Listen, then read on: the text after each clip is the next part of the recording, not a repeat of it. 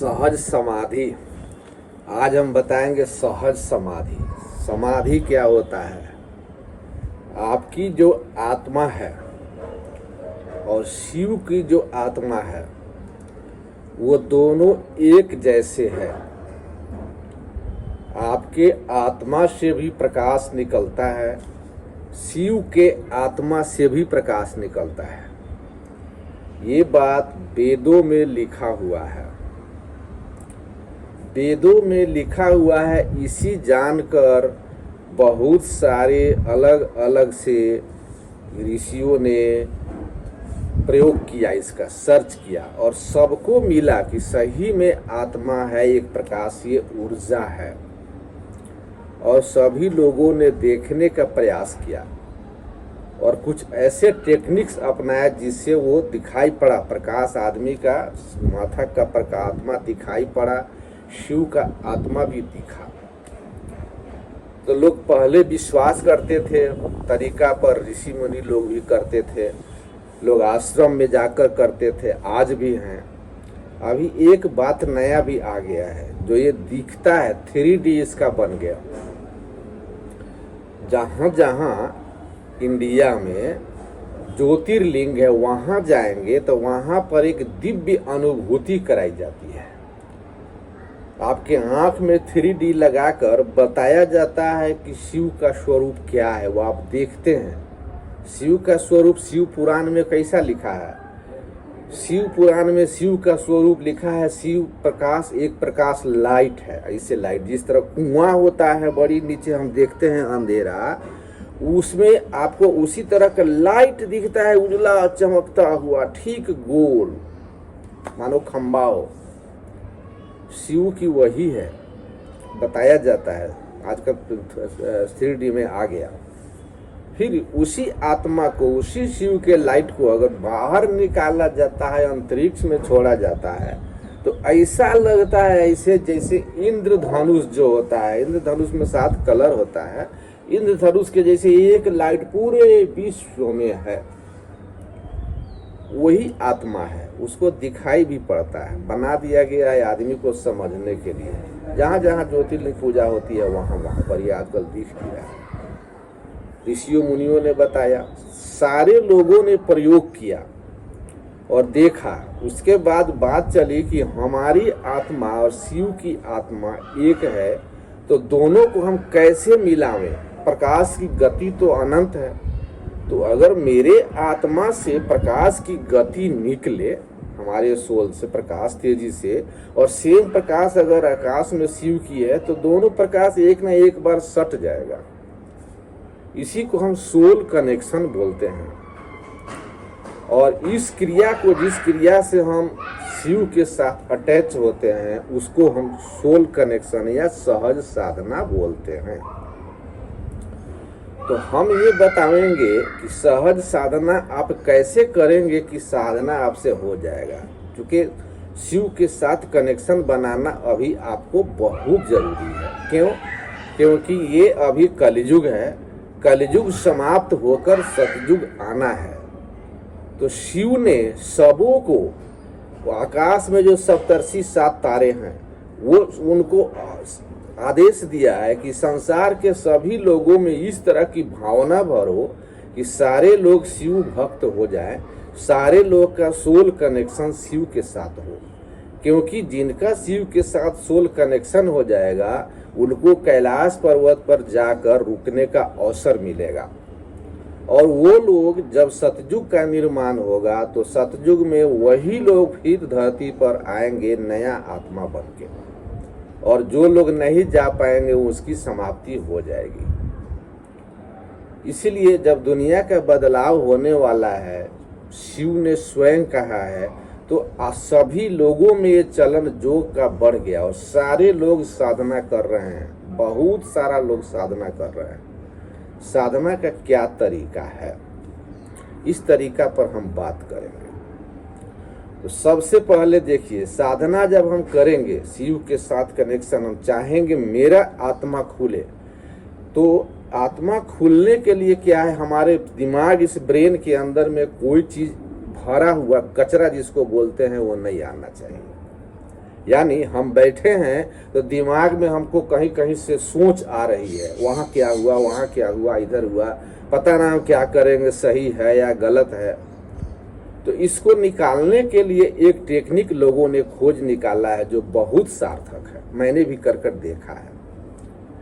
आप अगर साइलेंस ले लेंगे पूरे 1 वीक का, तो 1 वीक जब साइलेंस आप ले लीजिए, घर का सारा काम कीजिए, पढ़िए लिखिए, सब कुछ कीजिए, केवल बोलिए नहीं, तो 5 दिन के बाद आपको पता चलेगा कि आपका दिमाग शून्य है, पूरा खाली है, आकाश जैसा खाली। आकाश में जिस तरह पूरी आकाश खाली है, उस तरह दिमाग खाली होती है और दिमाग में से सारी बातें बाहर निकल जाती है। तो जब इधर उधर की कहीं बातें अंदर नहीं आएगी तो दिमाग खाली होगा। तो जब आप शिव का ध्यान रखेंगे तो आप शिव को पकड़ पाएंगे और आप अपनी आत्मा को महसूस कर पाएंगे, देख पाएंगे। ये टेक्निक है। दूसरा, जब भी हम करेंगे साधना तो हमारे शरीर में किसी भी तरह की गड़बड़ी नहीं होनी चाहिए, यानी थकावट नहीं होनी चाहिए, पैर में दर्द नहीं होना चाहिए, पेट में दर्द नहीं, कंधा में नहीं, हर चीज लूज एकदम फ्री होना चाहिए।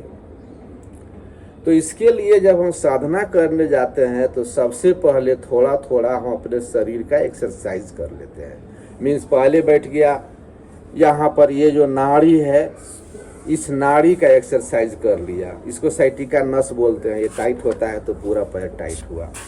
थोड़ा पैर का एक्सरसाइज, कुछ बटरफ्लाई कर लिया, फिर थोड़ा कमर का एक्सरसाइज कर लिया, फिर बैक पेन है, पीछे रीढ़ की हड्डी है उसका एक्सरसाइज कर लिया, कंधे के पीछे का जो मांस है इसका कर लिया, दोनों बाह कर लिया, गर्दन कर लिया, थोड़ा आँख कर लिया, ब्रेन के अंदर का जो है उसको वाइब्रेट कर दिया, अंदर से वाइब्रेशन होता है, सिखाएंगे कैसे होगा, तो वो वाइब्रेट कर लिया, ब्रेन के अंदर का हो गया।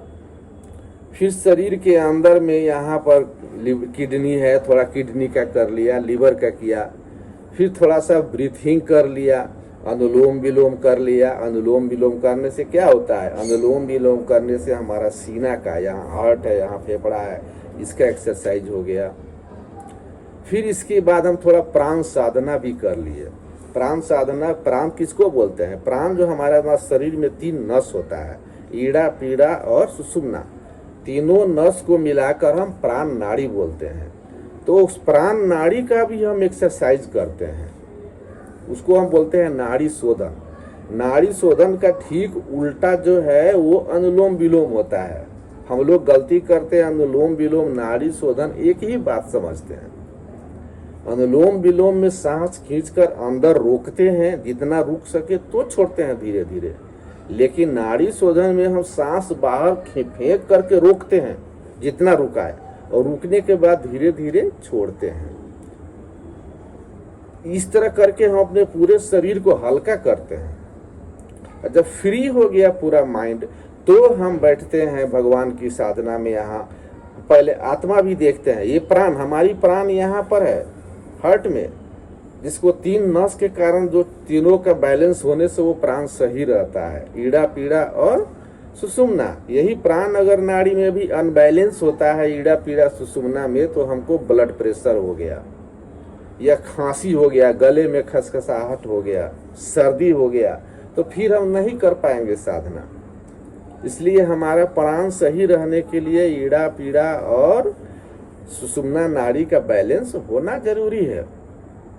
उसी तरह हमारी आत्मा कहाँ रहती है, देखिए हमारा हेड है, हेड में ये चारों तरफ कपाल है, एक कपाल ढक्कन है, इस ढक्कन के अंदर में एक लाइट रखा हुआ है। मानिए कोई रत्न, कोई ग्रह, जहाँ रत्न रख देते हैं तो लाइट निकलता है, उस तरह की यहाँ इस हेड के अंदर में एक कुछ है ऐसा जो केवल लाइट, भरा हुआ लाइट है। मेडिटेशन में क्या करते हैं, साधना में हम इस कपाट को, ऊपर के हेड के माथा के कपाट को खोलते हैं, और जब उसको हम खोलेंगे, बाहर बड़ा खोलेंगे, तो अंदर से वो लाइट अपने आप बाहर निकलेगा, क्योंकि प्रकाश की गति अनंत होती है। तो वो जब खोलेंगे तो प्रकाश की गति अनंत ऐसा जलेगा, मानो टर्च हम ऐसे जलाए तो लाइट निकला। या गोल कुआं है, गोल से कुआं है, कुआं से सीधा लाइट निकला। मानो शिवलिंग कैसे होता है, इसे लंबा गोल होता है, ये पत्थर का है, इसको अगर हम लाइट बना दे तो आपको लगे ये लाइट अनंत दूरी तक बना दे, तो इस तरह यहाँ खोलेंगे तो लाइट निकलेगा। फिर जब ये लाइट आपका निकलेगा और आकाश में जब शिव का भी आत्मा लाइट निकला हुआ है, तो आपकी आत्मा को हम आत्मा बोलते हैं, और आकाश में जो शिव की आत्मा है प्रकाश रूप में, उसको हम परमात्मा बोलते हैं।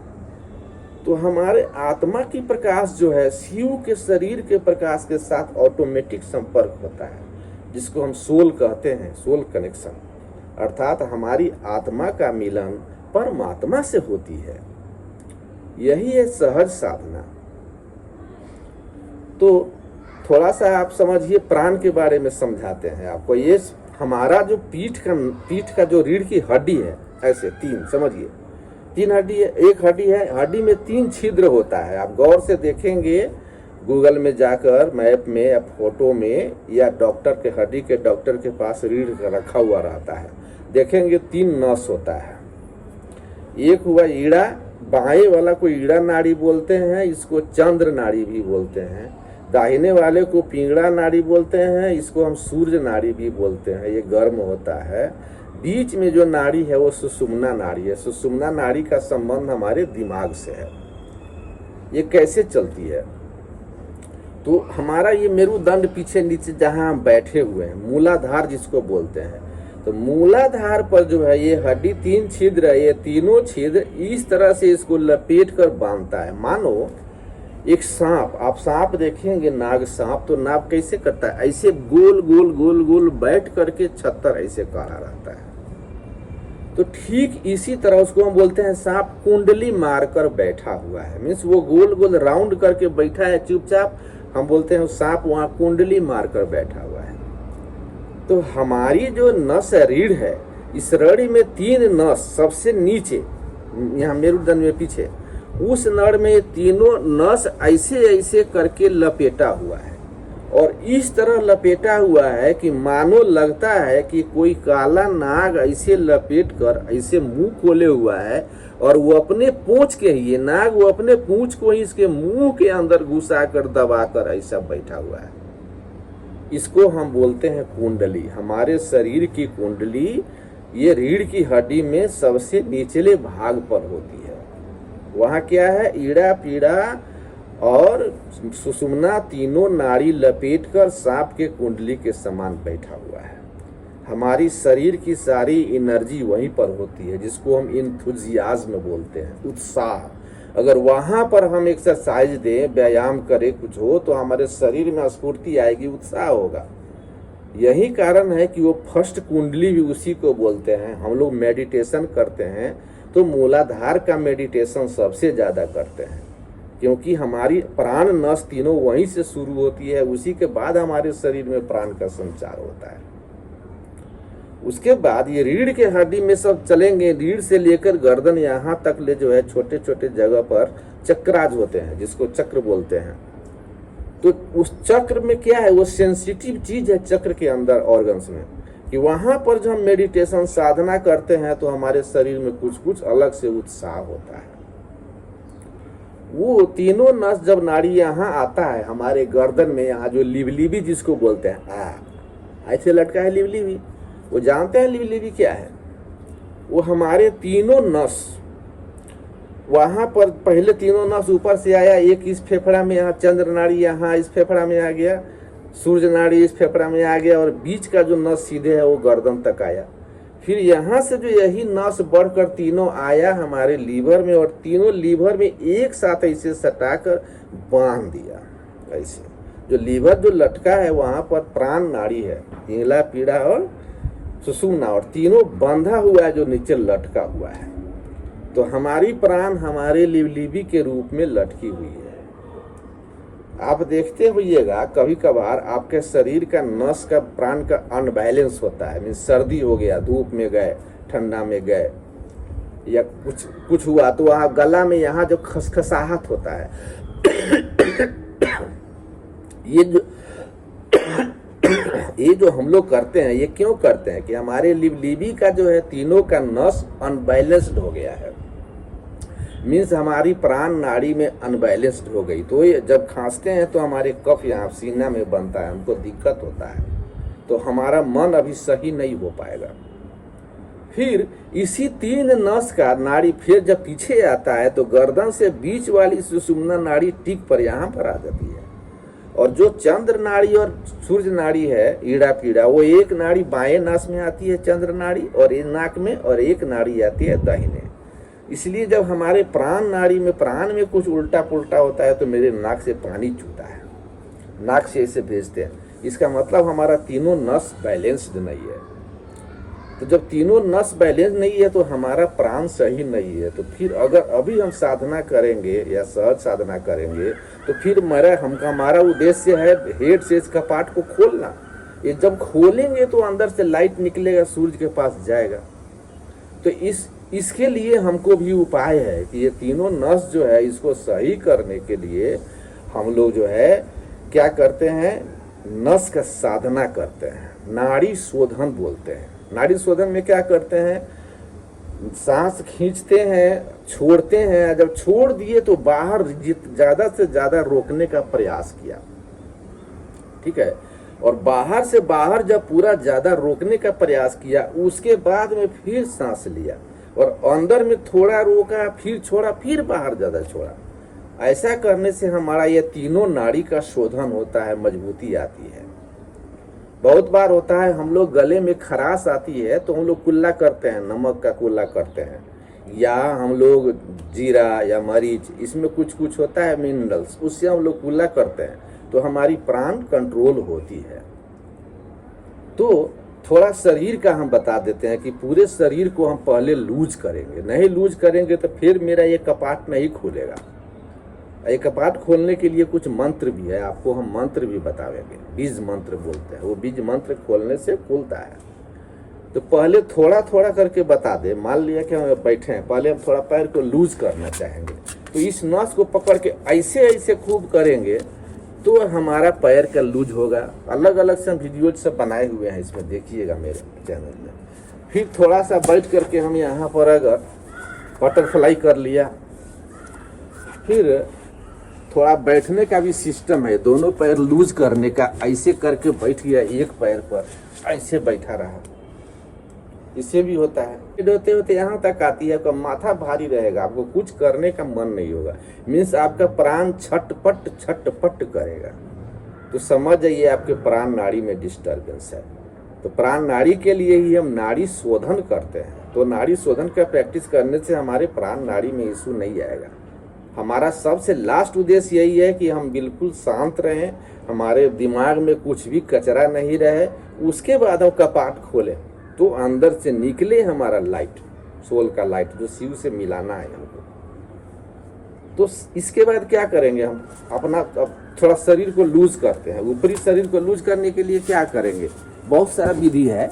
मान लिया हम कभी कोई आदमी ऐसे बैठ करके किया, कोई आदमी दोनों पैर को भी हिलाया, कोई बटरफ्लाई किया, उसके बाद यहाँ पर थोड़ा सा है हमारा किडनी लीवर आता है यहाँ पर, किडनी पेट का, तो ऐसे करके थोड़ा 2 बार 4 बार ऐसे धीरे धीरे पेशेंसली हिलाते रहा। क्या होगा, पूरा पेट के अंदर का सब चीज हो जाएगा, लूज हो जाएगा, हड़बड़ाएंगे नहीं।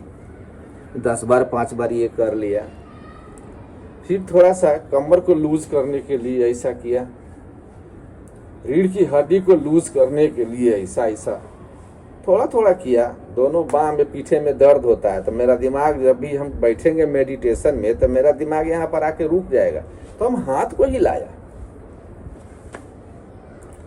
ये सब करने के बाद गर्दन को भी हम करते हैं। गर्दन में क्या है, गर्दन में भी भारी रहता है, हमारी नस भी तीनों यहाँ पर ज्वाइंट है, प्राण नस, तो उसको हम ऐसे ऐसे हाथ से खींचकर थोड़ा सा लूज कर देंगे।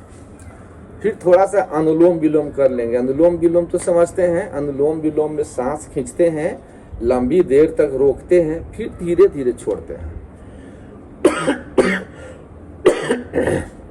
लेकिन नाड़ी शोधन में क्या है, सांस बाहर छोड़ते हैं और बहुत देर बाहर रोकते हैं और तब अंदर करते हैं। तो हमारा जो प्राण है उसको बैलेंस करने के लिए हम नाड़ी शोधन करते हैं, लेकिन ये फेफड़ा क्लियरेंस के लिए, हार्ट के लिए हम जो है अनुलोम विलोम भी करते हैं। तो प्राण का भी बता दिया। अब समझ गए प्राण कहाँ होता है? प्राण हमारा सीना में यहाँ होता है। अब हमारी आत्मा कहाँ है? यहाँ हेड में अंदर कपाट में लाइट के रूप में है। हमारा काम है लाइट को खोलना।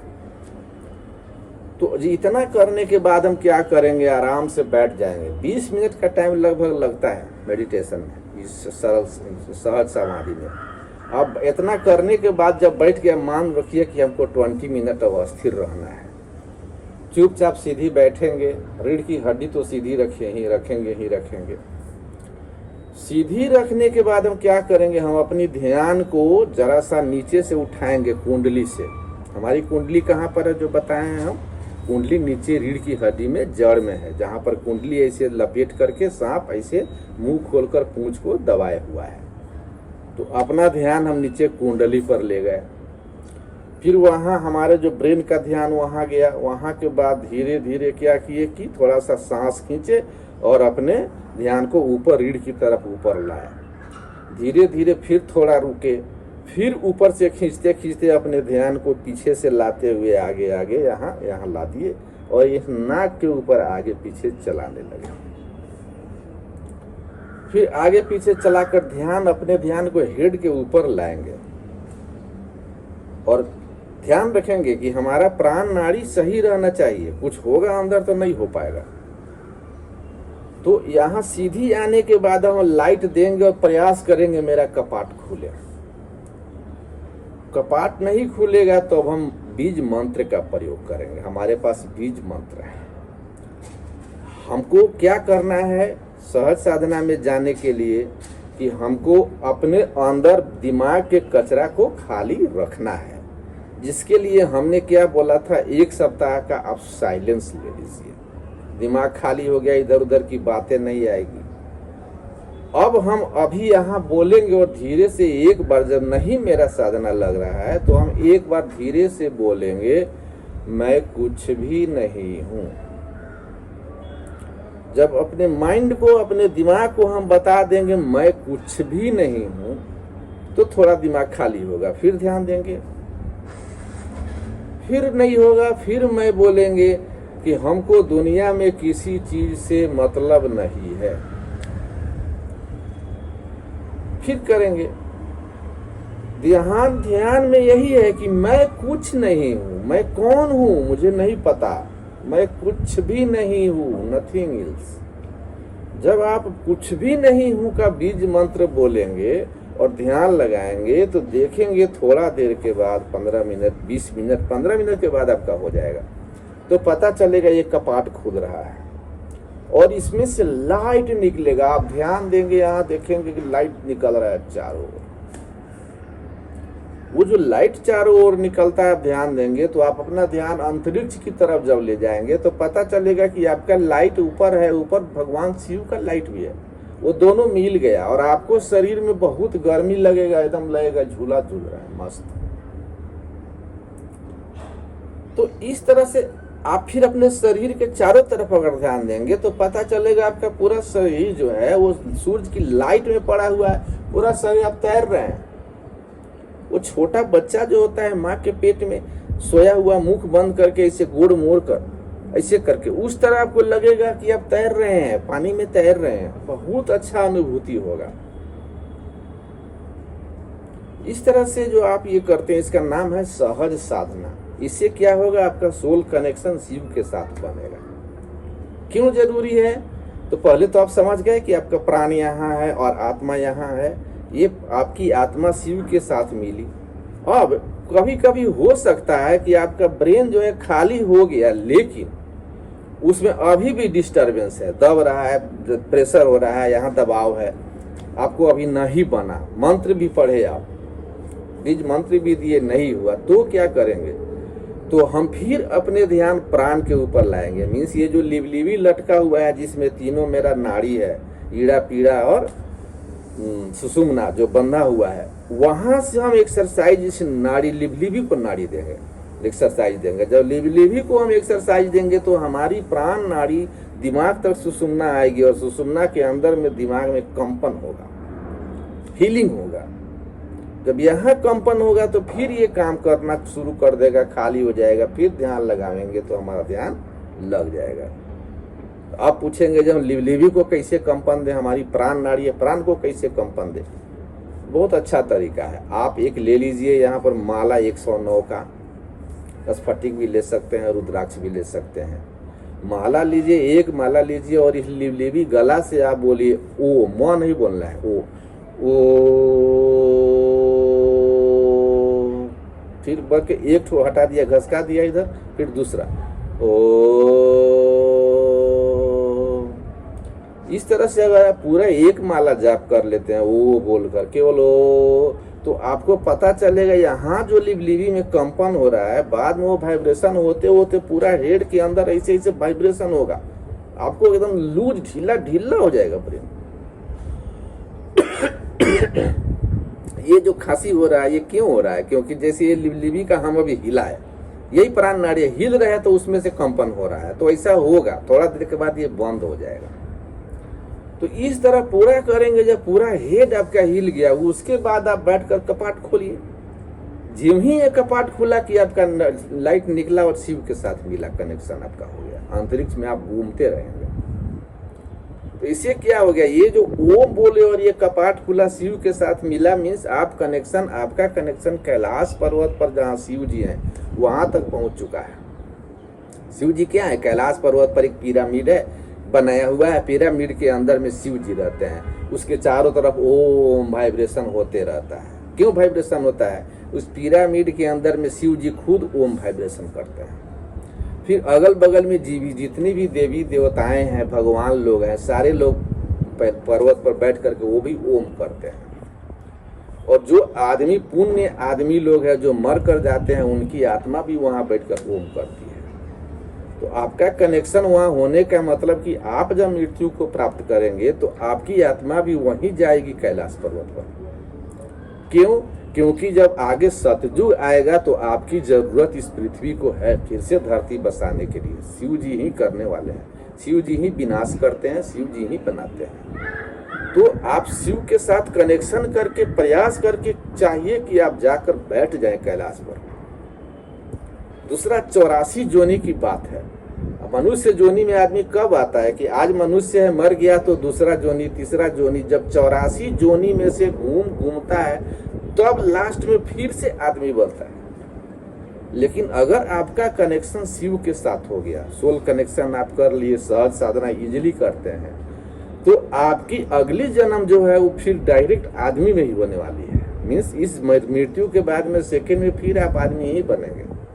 वो 84 जन्म में जाने का, जोनी का जाने का नहीं रहेगा। तीसरी बात हेल्थ। इस अभी जो आप जिंदा हैं, अभी आपको और दिन रहना है, बुढ़ापा आने वाला है, सब है, तो ये शरीर में कोई रोग ही नहीं होगा। क्योंकि आप जब एक्सरसाइज पूरा शरीर का करेंगे तो ऑक्सीडेशन क्रिया शरीर में होगा। अंदर जब प्राणायाम करेंगे तो यहाँ जो मशीन है पेट का, उसका एक्सरसाइज होगा। आप आसन प्राणायाम योग तो करते ही होइएगा, सुदर्शन क्रिया भी करते होइएगा। सुदर्शन क्रिया करेंगे तो पेट के अंदर का मशीन एक्सरसाइज होता है। अनुलोम विलोम करेंगे तो आपका हार्ट का होता है, फेफड़ा का। उस तरह प्राण साधना आप करते हैं तो आपका प्राण नाड़ी का। तो इस तरह से इस अभी से करने से आप अनहेल्दी कभी नहीं होंगे, आप स्वस्थ रहेंगे, मन भरा हुआ रहेगा। और जानते हैं, जीने के लिए आदमी का, लोग समझता है शरीर हेल्थ अच्छा रहना चाहिए, हेल्थ अच्छा नहीं, ब्रेन रहना चाहिए। ये ब्रेन ही, हमारे ब्रेन में इतनी ताकत है कि हमारे शरीर के अंदर जितनी बीमारी है उसको ये ब्रेन खुद पकड़कर कैप्चर करके ठीक करता है। एक तरह से सब मेडिसिन का बाप हमारा ब्रेन है, उसके अंदर जो आवेश है, चार्ज है। तो अगर आप स्वस्थ रहेंगे, ब्रेन आपका मजबूत रहेगा, तो आप कभी बीमार नहीं पड़ेंगे। उसके बाद आपका शरीर के लिए हार्ट भी जरूरी है। यहाँ पर जो प्राण मजबूत, तो आप प्राण का भी कर रहे हैं, आपकी प्राण भी मजबूत है, ब्रेन भी मजबूत है, तो आपका लाइफ भी निश्चित सुनिश्चित रहेगा, अच्छा, बीमारी ही। तो अपने इस समय की इस जीवन को भी स्वस्थ रखने के लिए, सुखी रखने के लिए, फिर अगले जन्म में 84 जोनी नहीं पार करने के लिए, फिर सतयुग में आने के लिए, जन्म लेने के लिए हर जगह आपकी आवश्यकता है। लेकिन ये काम आप खुद ही करेंगे, दूसरा कोई नहीं करेगा, मेहनत आपको करना है। जानने के लिए आप कृष्ण को देखिए गीता में, कृष्ण जी ने गीता में अर्जुन को बताया है, यही बात बताया कि प्राण, आदमी का प्राण जो है, आत्मा मरती नहीं है, ये शरीर मरणशील है, ये शरीर मरणशील है, मरणशील काया, लेकिन इसके अंदर जो आत्मा है वो एक शरीर से निकलकर दूसरी में जाती है। कृष्ण जी ने बताया है कि अगर तुमको ज्यादा दिन जीना है तो योग करो और स्वस्थ रहो। अगर आप योग नहीं करेंगे, स्वस्थ नहीं रहेंगे तो आपके शरीर में अंदर में बीमारी आएगी। तो कृष्ण जी खुद बोलते हैं ये योग करो, स्वस्थ रहो, नहीं तो तुम्हारी आत्मा को हम निकाल ले जाएंगे। स्पष्ट वो बोलते हैं, मीन्स स्वस्थ शरीर में ही आत्मा का निवास होता है। तो आपकी प्राण भी स्वस्थ शरीर में रहेगी, आत्मा भी स्वस्थ शरीर में रहेगी। ये बात सभी वेद में लिखा हुआ है। महात्मा बुद्ध ने बुद्ध किया था ना, महात्मा बुद्ध ने भी तो यही बताया। वो भी तो हीलिंग, रेकी हीलिंग करते हैं, वो भी ब्रेन को रेकी हीलिंग करते हैं। हीलिंग कराने से उनका भी ब्रेन खाली हुआ, उन्होंने भी तो एक्सपीरियंस लिया ना। हमारे जो सप्तर्षि हैं आकाश में, वो शिव जी के बेटे लोग हैं। आकाश ऊपर से नीचे सारे लोगों को नॉलेज देते हैं ना, सारे लोगों को तो वो वेद ही, योग ही सिखाते हैं। शिव ही तो जोगी आदि जोगी के लिए क्या है, आदि जोगी शिव के रूप है। शिव जी उनको बताए हैं कि जाओ आकाश में, ऊपर से तो सारे लोगों को योग करना सिखाओ। मेनली वो कुंभक सिखाते हैं। तो भगवान तो चाहते हैं कि सारे लोग योग करो, स्वस्थ रहो, हम लोग नहीं करना चाहते हैं। तो अभी खोज हो गया है, सारे लोग कर रहा है। शिव को जानना है तो ऐसे कीजिए, नहीं जानना है तो फिजिकली आप देख सकते हैं। आप चले जाइए काशी विश्वनाथ टेम्पल के अंदर में, आपको दिव्य अनुभूति कराई जाती है। आंख में लगा देगा, 3D चलता है। शिव को रूप को दिखाया जाता है लाइट में, कैसे लाइट है शिव, ठीक वैसा ही दिखाया जाता है जैसे शिव पुराण में लिखा है। शिव पुराण में क्या लिखा है कि ये शिव एक लाइट है, कुएं की जैसे लाइट लंबा, उसमें दिखता है ना। शिव का पूजा कितना कितना बजे होता है वो दिखता है। सप्तर्षि की पूजा भी शिव मंदिर में 5 बजे शाम में होती है, क्योंकि सप्तर्षि सारे ऋषि लोग जो हैं वो शिव जी के पुत्र हैं। ऊपर से लेकर हम लोगों की भलाई के लिए योग शिक्षा देते हैं, हम लोगों के हेल्थ के लिए ध्यान देते हैं। तो अब आप फिजिकल भी अब देखने का उपकरण आ गया। आपको नहीं भरोसा हो रहा है वेद पर, तो आप कहीं भी जहाँ भी ज्योतिर्लिंग इंडिया में है जाइए, वहाँ आप दिव्य एक्सपीरियंस करके आइए, तब तो भरोसा होगा। टाइम नहीं है, वेद पढ़ने का टाइम नहीं है, तो गीता वगैरह पढ़ लीजिए। तो इस तरह से अपने नॉलेज को बढ़ाइए और ये सहज साधना करना चाहिए। सहज साधना का यही मतलब है, सहज बड़ी आसानी से, लेकिन अंदर में आपके शरीर में कुछ इशू नहीं होना चाहिए। कहीं दर्द नहीं, कहीं घाव नहीं, कोई आपका प्राण नाड़ी में इशू नहीं, आत्मा में इशू नहीं, ब्रेन में इशू नहीं। तो इसका तरीका है, जिस तरीका सीक्वेंस से हमने बताया है, इसी सीक्वेंस से आप करेंगे तो आपकी साधना बिल्कुल सही होगी।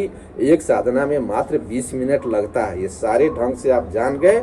अगर आप करेंगे तो 20 मिनट के सहज साधना में ही आप बिल्कुल सेटिस्फाई हो जाएंगे। आपका मन बहुत खुश रहेगा, आप बिल्कुल स्वस्थ रहेंगे। Thank you.